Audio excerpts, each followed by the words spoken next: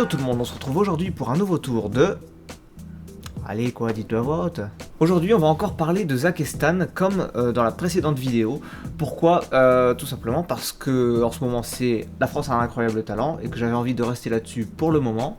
En termes de magie, dans la saison 2019, il n'y a pas eu tant de choses que ça finalement. On a eu 2 escapologistes, mais bon, c'est pas vraiment de la magie, enfin c'est un peu spécial, il n'y a pas grand chose à faire là-dessus en termes de vidéo. On a eu un magicien qui faisait des choses très proches de Shin Lim, donc ça n'avait pas beaucoup d'intérêt de faire des vidéos sur lui non plus. Et il y a eu Zach et Stan. Alors j'ai déjà dit que j'essayais d'éviter au maximum de faire trop souvent les mêmes magiciens, sauf dans des versions où là, bon c'est un peu spécial vu que c'est dans le cadre de l'émission, ils sont en groupe et tout. Mais là je sais qu'il n'y a aucun problème à faire 2 fois des vidéos sur ces magiciens là, parce que je sais que ça ne les dérange pas du tout. Après la publication de la dernière vidéo, j'ai effectivement eu l'occasion de parler avec Zach, donc c'est comment... Vous voyez celui qui a les cheveux, bon bah c'est l'autre. Il m'a dit que la vidéo lui posait pas du tout de problème, que voilà, il fait partie de ces rares personnes qui ont l'esprit suffisamment ouvert pour comprendre que bah ça fait partie du jeu, voilà, qu'il y a des gens qui décryptent les tours des autres, et aucun mal à ça. C'est un tour suffisamment différent de celui qu'ils ont fait aux auditions pour que ça vaille la peine de faire une vidéo dessus. Alors c'est un tour sur la thématique des bonbons. C'est vrai que ça a beaucoup fait parler sur les réseaux sociaux, oui. le coup des pétards. On a eu plein de petits messages comme ça. Des messages d'insultes. On a compris la leçon, honnêtement, plus de pétards. Ce soir, on va se faire pardonner. Avec des bonbons. Il commence par faire sortir un paquet de bonbons de nulle part. Donc on voit le contenu du paquet de bonbons et pourtant quand il le vide... Démonstration. Ils vont ensuite faire monter un enfant sur scène et faire différents effets qui correspondent aux différentes étapes de la fabrication des bonbons. Il faut boire du lait, Thomas. Sinon, qu'est-ce que tu vas faire? Tu vas mesurer 1m20 toute ta vie? Non, c'est pas ça que tu veux. Alors qu'est-ce qu'on fait, Thomas? Ben moi, je te le dis, on boit du lait.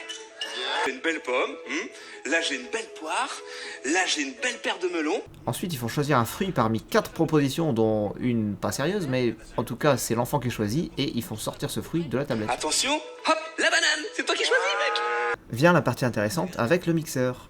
Le poisson, eh oui. Bon. Ils vont mettre 2 ingrédients très spéciaux. Le premier est un poisson. Vite, regarde comme il nage vite. Il s'éclate, il sort sur la vague. Et le deuxième, encore plus gros, encore plus dégueulasse, une souris. Tu veux un conseil, Thomas? T'attaches pas trop? Elle veut y aller. Félix Moussi. Mais rassurez-vous, évidemment, aucun animal n'a été blessé. Et pour rassurer l'enfant qui est sur scène, ils vont faire réapparaître les 2. Regarde, enfin, je me lance.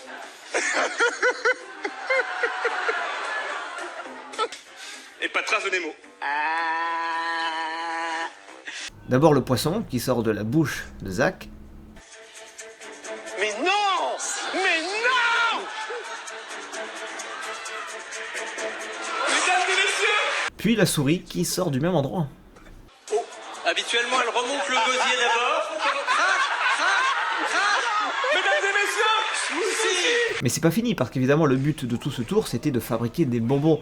Donc à la fin ils vont prendre le mixeur rempli de substances roses un peu dégueulasses et vont le transformer en bonbons.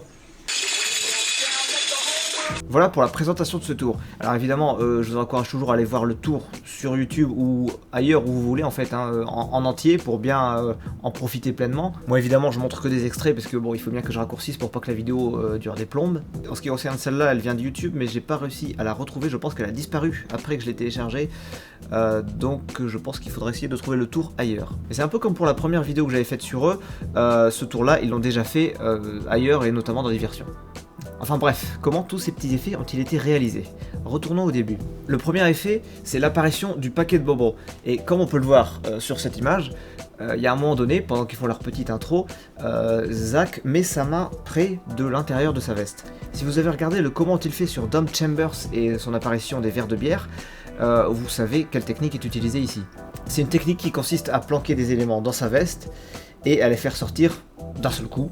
En utilisant un petit effet qui va donner ce côté instantané. Ici, pour accentuer l'effet de surprise, ce qui est utilisé, c'est du papier flash qui va faire une petite flamme. Je sais pas exactement comment le papier est embrasé, mais en tout cas, une fois qu'il est allumé, il brûle entièrement sans laisser de traces et il fait une petite flamme qui monte dans l'air, quoi.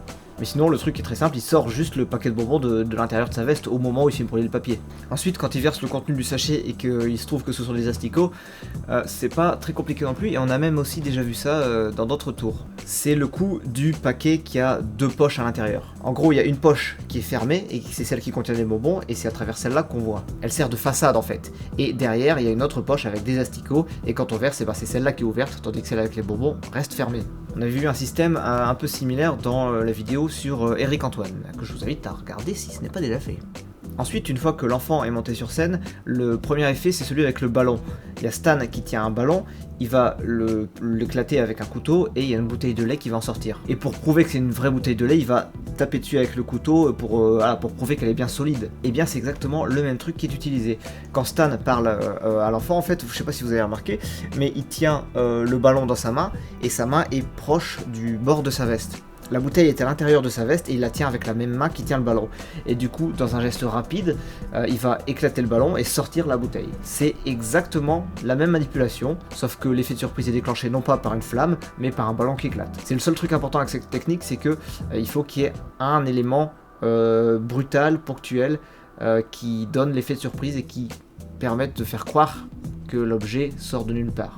Ensuite, il y a la partie avec la tablette. Alors, le truc en lui-même, je pense qu'il est très facile à trouver. Je veux dire, il fait juste glisser l'image de la banane et la vraie banane est derrière la tablette et voilà, il fait le geste en faisant glisser les deux en même temps. Ça, tout le monde peut le trouver. La vraie question, c'est comment a-t-il pu savoir que l'enfant choisirait une banane? On pourrait se dire, peut-être qu'il y a une façon de choisir un fruit au dernier moment parmi les 3 possibilités. Mais en fait non, parce que si on regarde un petit peu avant dans la vidéo, pendant que Stan fait le truc avec le ballon, Zach prend la tablette et il y a un moment donné où on voit que la banane est déjà derrière. Ce qui veut dire que la seule possibilité pour Zach, c'est la banane. Il n'y a pas d'autre choix possible. Alors, je suis pas magicien, je suis pas mentaliste, mais je pense que le forçage du fruit repose sur des mécanismes psychologiques. Tout simplement parce que parmi les 4 choix proposés, le troisième, c'est une meuf, c'est pas un fruit, et il est possible que du coup, c'est un gamin qui est sur scène, donc peut-être que ça le met mal à l'aise, qu'il comprend pas très bien, etc. Et du coup, psychologiquement, il n'a pas envie de revenir sur un des 2 fruits qu'il y a avant, parce que comme il faut faire défiler les images, ça veut dire qu'il faudra repasser par l'image de la femme avant de retomber sur les 2 autres fruits. Ça va faire comme un mur en fait, il va pas vouloir repasser par cette image et du coup la seule possibilité qui va rester c'est la banane. Oui, non, c'est un peu imagé, c'est un peu tiré par les cheveux, etc. Mais il y a moyen que ce soit un truc comme ça qui fait que à chaque fois, l'enfant reste sur le dernier choix. Non, parce que si vraiment l'enfant choisit autre chose, c'est mort en fait pour le tour. Donc il doit y avoir un délire comme ça où l'enfant a pas envie de revenir en arrière, il dit voilà, il y a une banane qui est là, fait apparaître la banane. Ensuite on arrive à la partie avec le mixeur. C'est la partie un peu tarée du tour. Alors au début, ils s'en servent normalement du mixeur, ils mettent des bouts de banane et ils versent du lait dedans, ce qui permet au passage de prouver que la banane est vraie, que la bouteille de lait est vraie aussi. Et ça permet également de mettre une image dans la tête des gens qui est l'image du mixeur en train de fonctionner, c'est-à-dire que en l'utilisant vraiment, ça convainc toute l'audience que le mixeur est réel et qu'il n'est pas truqué. Du coup, quand ils mettent le petit poisson dedans, le public se dit attends, il y a eu des trucs déjà qui sont tombés, on voit à travers le mixeur, on voit les morceaux de banane tomber et tout, le poisson il va vraiment être dedans quoi. Et effectivement, le poisson est dedans, tout comme la souris. Mais en même temps, pas tout à fait. Dans les extraits de diversion, on le voit beaucoup plus clairement. Les animaux tombent vraiment dans le mixeur. Ou plutôt, ce qui semble être des animaux tombent dans le mixeur. Mais en réalité, le bouchon blanc est truqué. Ce bouchon est un contenant dans lequel vont les animaux réels et en dessous duquel se trouvent des animaux factices. Autrement dit, le vrai poisson tombe dans une cavité à l'intérieur du bouchon, où il reste caché. Cette cavité doit donc contenir de l'eau. Et un faux poisson collé sous le bouchon est lâché dans le mixeur au même moment, par un mécanisme sans doute déclenché par Stan. Pour la souris, c'est la même chose, sauf que c'est un autre bouchon. Et oui, le poisson doit aller dans une cavité remplie d'eau, mais la souris doit rester au sec. Entre les 2 broyages d'animaux, le bouchon est retiré du mixeur et posé hors de la vue des spectateurs. Donc je pense que Stan en profite pour prendre un autre bouchon. La vraie souris tombe dans une cavité cachée dans le bouchon et une fausse souris tombe dans le mixeur. Petit effet en plus, cette souris factice contient un colorant rouge qui se mélange à la mixture. Comment je peux être sûr de tout ça? Eh bien, grâce aux extraits de diversion, on voit que lorsque la souris factice tombe, la queue de la vraie souris dépasse toujours, ce qui prouve qu'il y en a 2. Par contre, cette partie-là du tour, c'est vraiment la partie qui met mal à l'aise, parce que moi je me mets à la place du gamin, il a 8 ans, il voit ça, je sais pas, ça doit pas être... C'est le truc qui va un peu trop loin pour moi. Enfin, je veux dire, moi quand j'avais 8 ans, j'aurais vu ça, j'aurais pété un câble quoi. Donc le tour d'ensemble est drôle, mais ça met quand même vachement mal à l'aise quoi. Mais ce qui est très rassurant, c'est que tout de suite après cette partie un peu flippante, on arrive au moment où les animaux réapparaissent. Alors le poisson sort de la bouche de Stan, et c'est le vrai poisson qui sort vraiment de sa bouche. Il y a un plan où on voit distinctement le poisson sortir et retourner dans le verre. On peut se dire, oh là, le mec il met un poisson dans sa bouche. C'est des tout petits poissons. Je pense qu'il y a des techniques, des méthodes qui permettent de le garder dans sa bouche pendant un certain temps, sans les blesser et sans qu'ils aient le moindre problème. Il va le chercher, selon moi, quand il se dirige vers la table et que Stan parle.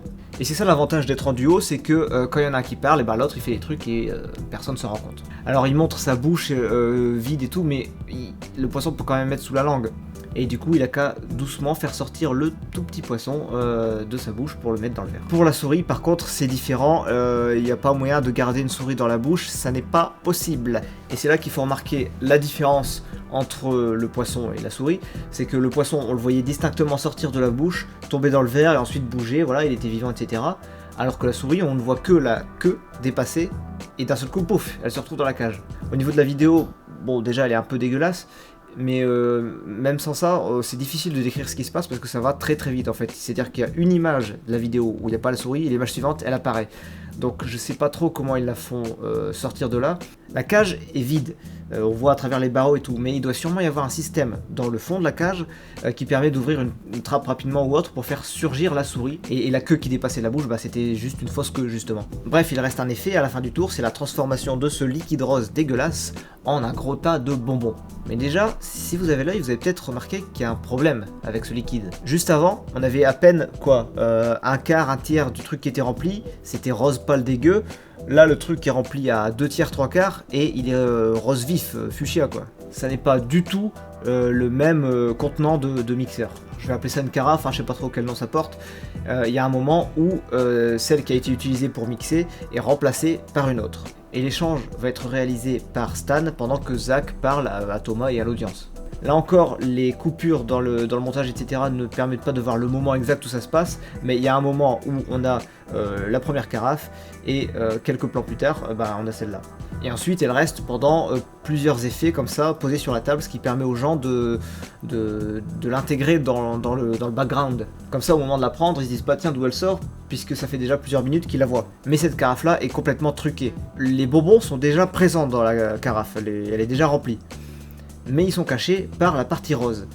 La partie rose, pour moi, je sais pas trop en quoi elle est faite, je pense pas que ce soit du liquide, ça doit être une espèce de tissu ou autre, mais en tout cas, elle n'est présente que dans le tour de la carafe. C'est vraiment comme une sorte de voile qui fait tout le tour à l'intérieur, donc il y aurait deux épaisseurs de verre ou de plastique ou je sais pas quoi. Dedans il y aurait le voile rose, et dans la vraie partie qui contient des choses, il y aurait les bonbons. Une fois que la carafe passe derrière le tablier, il y a un truc à activer pour baisser le voile instantanément, et puis ça fait apparaître les bonbons. Voilà, c'est tout pour ce tour qui finalement est une sorte d'enchaînement de petits effets reliés par une mise en scène et une histoire avec un thème. Et ça c'est hyper important parce que c'est vrai que des fois on voit des magiciens faire des trucs hyper impressionnants avec des cartes et tout, mais ça arrive très souvent qu'il n'y ait pas d'histoire derrière, ils font juste leur truc, ils disent bon regardez on va faire ça, choisis ça, ça apparaît là, bon ok, mais si tu racontes une vraie histoire, pour moi en tout cas, c'est mieux.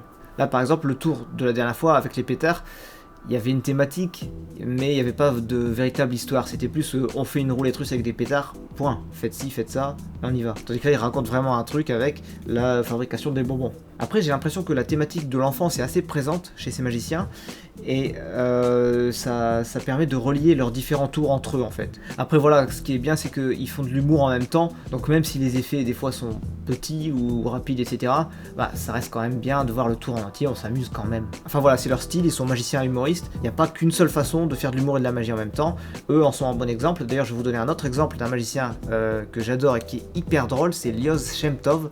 Je vous écris son nom, et cherchez sur YouTube, il est hyper drôle. Du coup c'est tout pour cette vidéo, c'est vrai que là je suis resté sur La France a un incroyable talent, il y en a beaucoup qui m'ont demandé des vidéos sur les tours qu'on voit dans Full Us de Penn & Teller, je vais donc me pencher là-dessus pour la prochaine. D'ici là, vous pouvez évidemment regarder les autres vidéos de la chaîne, il n'y a pas que des vidéos de magie, il y a plein de choses, c'est surtout de l'humour. Vous pouvez me suivre sur Facebook, Twitter, si vous voulez vous pouvez également me soutenir sur Tipeee, pourquoi pas. Et d'ailleurs, comme dans chaque comment il fait, j'ai remercié les tipeurs.